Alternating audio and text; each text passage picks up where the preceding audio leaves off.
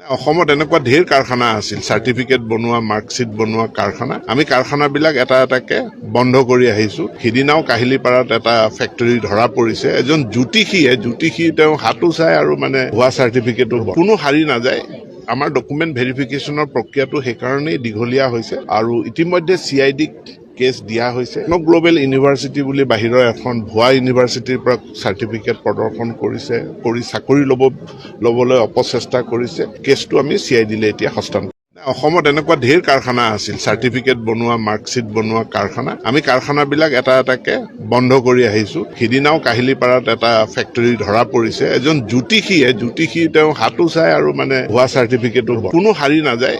আমাৰ ডকুমেণ্ট ভেৰিফিকেশ্যনৰ প্ৰক্ৰিয়াটো সেইকাৰণেই দীঘলীয়া হৈছে আৰু ইতিমধ্যে CID-ক কেছ দিয়া হৈছে। গ্ল'বেল ইউনিভাৰ্চিটি বুলি বাহিৰৰ এখন ভুৱা ইউনিভাৰ্চিটিৰ পৰা চাৰ্টিফিকেট প্ৰদৰ্শন কৰি চাকৰি ল'বলৈ অপচেষ্টা কৰিছে। কেছটো আমি CID-লে এতিয়া হস্তান্তৰ।